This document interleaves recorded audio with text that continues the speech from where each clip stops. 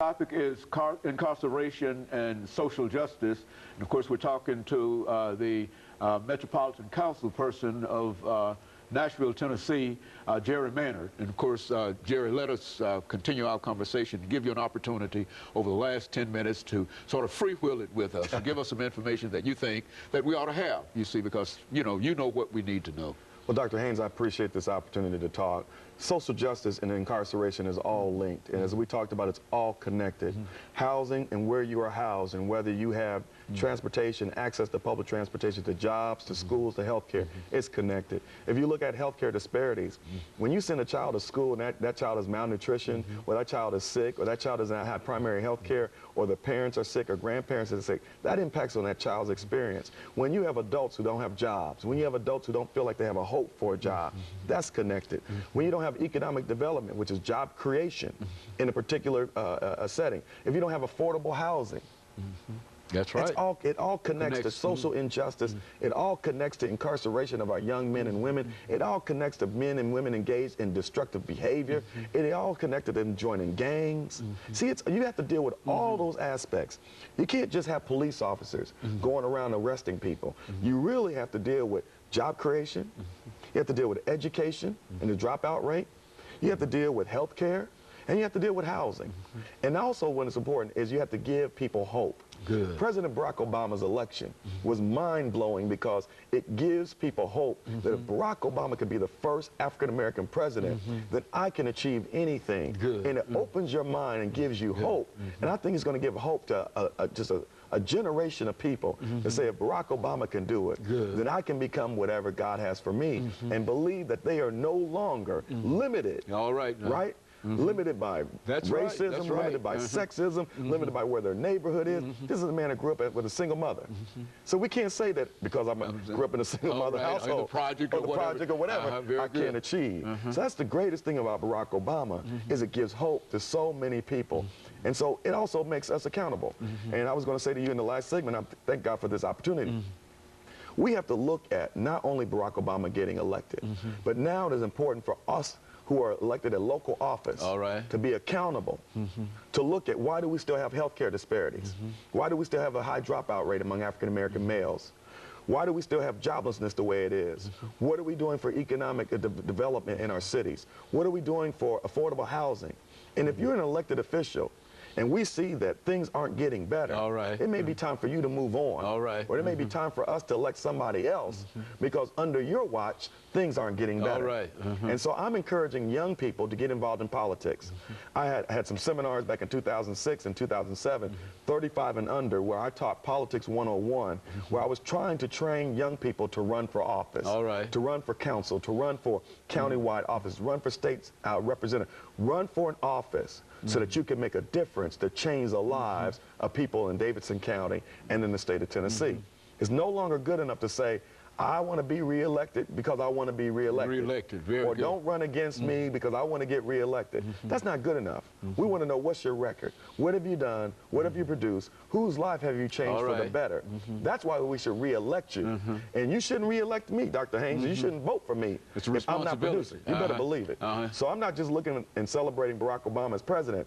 I'm looking for some results. And I think the results will come. Amen. I believe that everything that I've heard tend to indicate that a lot of folks have found inspiration in reference to this. I know I teach at Tennessee State University, and talking to students there, that many of them have they have a better understanding and a better feeling in terms of their own responsibilities. Called empowerment. And I think that you're caught up in it, and I know that I'm caught up in it. That it's a real responsibility that all of us have now. I want to develop the leaders that are coming up. I don't care where they live. I don't care if they're in the projects. I don't care if they're in wherever they live. I don't care if they have a single parent, no parent, two parent. It doesn't matter. You can achieve. And what we want to do is provide the teaching, the training, the empowerment, and also the love, right? The love. That's an important ingredient. That's exactly right. I think that you understand that. That's very, very important. So that they can achieve, and they can become the leaders not only of tomorrow, but the leaders of today. And so I want to make sure that the generation behind me, I'm calling on people to take up the banner take up the banner and begin to look at these issues that we've talked about. One of the great issues that we've been dealing with as pastors is we started Pastors for Prevention of HIV and AIDS, which is a social justice issue. Okay. You know who's the #1 carrier of HIV and AIDS is African American women. That's right, females. Females. So what we have to do is, as pastors, we came together last year, we tested over 500 people in our congregations to test for HIV and AIDS, because testing is important. And then we want to engage in how do we prevent the spread of HIV and AIDS? How do we prevent that? So as pastors, we have to engage in social justice. And that's one of the things that we have to do. Be proactive. Be proactive. Whatever your issue is, get out there and see if you can find a solution. Not just talk about it, but get things done. You know, that's one of the complaints that I've heard. I mean, we've had, dozens of AIDS and HIV shows here, but that's one of the major complaints that we've heard. That is, the church is not really taking an active role in reference to this, and as a matter of fact, some will go so far as to say that the church are even helping to reinforce the stigmas that are generally associated with that. And certainly, I appreciate what you're saying in reference to this, that the church can get involved, and we ought to be involved. In fact, I was at a planning meeting today, and we are planning our next event. It will be in June, and where we're going to have a faith-based symposium on HIV and AIDS. It's going to be church leaders and pastors and ministers coming along with the mayor and the Department of Health, and we're going to be working together. And we're going to do another day of testing in our churches, Pastors for Prevention, and this is to help give awareness to HIV and AIDS. I got a daughter, I've got a mother, and I've got a wife. And I'm really concerned about the fact that women now are the #1 carriers. And so they don't get it by themselves, Dr. Haynes. That's right. So we have to do what we can in order to teach, educate, empower, and also prevent the spread. And that's a huge social justice issue. So you seem to be very, very optimistic in terms of our ability to be able to do this. Do you think that we can actually do it, that we have the resources and things that are necessary to carry out a responsibility kind of agenda? Look what happened to Barack Obama. He raised over $700 million with small gifts, people giving $5 and $10. You know, the remarkable thing about Barack Obama is that he had rich people, poor people, black, white, Hispanic, Asian. He had the young and the old. He inspired them to become organizers and to get their community. He had people who were 90 years old who had never voted. He had people who were 19 years old who never voted. And so if he can do it, we can do it. Jesus started with 12 disciples and changed the world. So I know that we can change Nashville for the better if all of us get engaged and begin to provide leadership and provide service to our community at the level that we can do it. And you think we're ready for the councilman? If we're not ready for it, those who are not ready, get out of the way. All right. If you're an elected official, you're not providing leadership, step down. Or what we'll do is we'll get somebody to run against you. All right. But the time has come now for our elected officials to step up or get out of the way.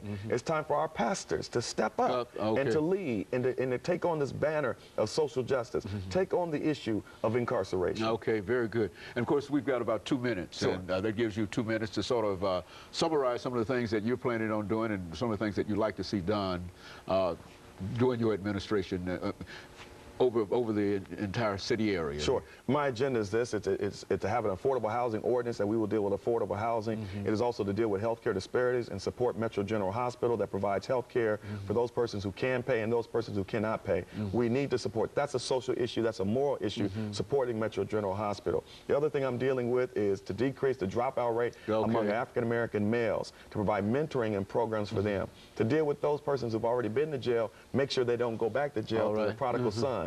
For Pastors for Prevention of HIV and AIDS, testing, education in our churches where it belongs. We talk about everything else, cancer. We talk about money. We talk about all kind of other things. That's right. We need to talk about AIDS and HIV. That's really having an impact on us. And so I'm dealing with those particular issues, and the final issue is creating jobs in the inner city. Okay. Economic development is a key part of where I want to encourage companies to hire urban people. Don't be afraid, and also to encourage people to get jobs and do what they need to do to get those jobs. Over this last minute, you know, we had these young folks here, and what they're saying is that we would give up the dope, the PACs and the whole thing if we had a job and if we had some support. And I think that the idea of dealing with this urban unemployment, especially among the disadvantaged, is one of the things that can really change the way things are. And of course, we're running out of time. And let me thank you, Councilman, for bringing by that excellent information and the enthusiasm with which you brought that information. Thank you, we certainly appreciate that, and we'll be able to carry this on. And we'll let me encourage our audience to tune in again next week for another informative edition of Comments. Thank you and good morning.